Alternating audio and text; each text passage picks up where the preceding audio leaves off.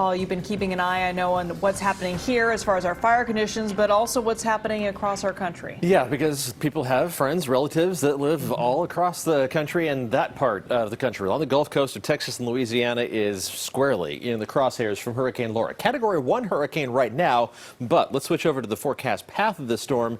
It's going to undergo rapid intensification, which is actually a technical term. It means that the storm is going to strengthen by a certain amount over the next 24 hours.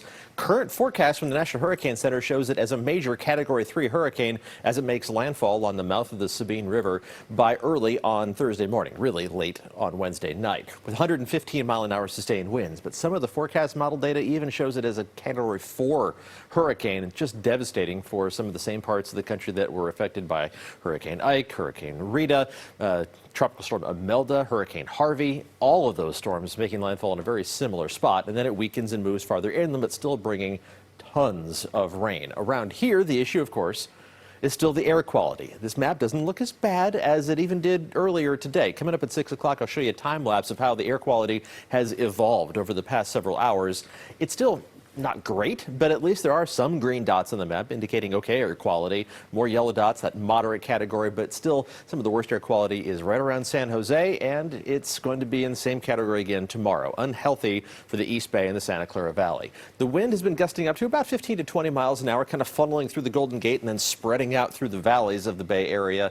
But as long as it's a consistent direction, the fire crews can anticipate that, and they've been really helped out by higher levels of relative humidity. The lowest number on the map right now is 39% in Concord.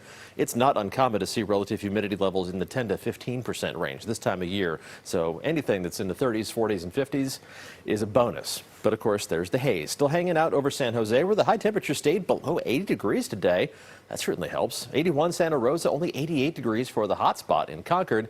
Made it to 67 degrees downtown. That temperature at SFO is still 67. Well, the downtown reading has backed off a few more degrees. Current temperatures, a lot of 70s on the map, just a couple spots in the 80s in Concord and in Livermore, and it's going to be similar tomorrow, maybe even a degree or two cooler. We'll start off in the 50s and low 60s early tomorrow morning. Not bad for late August, very close to normal for this time of year. Warming up to the upper 60s in the city before that onshore breeze kicks in and starts to bring the marine layer back in and drops temperatures down into the low to mid 60s by this time tomorrow evening. High temperatures in San Jose, maybe a few degrees warmer than today, reaching up into the low to mid 80s during the afternoon. But again, the air quality is going to be the dominant feature that you have to worry about in the Santa Clara Valley. For Santa Rosa, temperatures warming up into the low 80s for highs tomorrow. We should make it up into the upper 80s in Concord, but that's going to be one of the hot spots on the map. The very hottest spots will be east of the Diablo Range, Fairfield, Antioch, Brentwood, reaching up to around 90 degrees.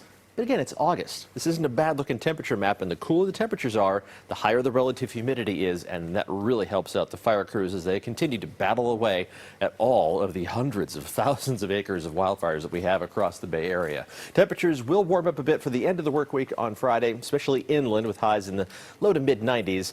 And we kind of stay in that territory as we head through the weekend into early next week. Around the Bay, upper 60s for the next couple days, low 70s on the east side of the Bay, maybe just a few degrees warmer as we go into the weekend with mid to upper 60s along the coast. Coming up at 6 o'clock, we'll zoom in for an even closer look at tomorrow's high temperatures, and we'll have that look back at our air quality as it has changed a bit over the past several hours.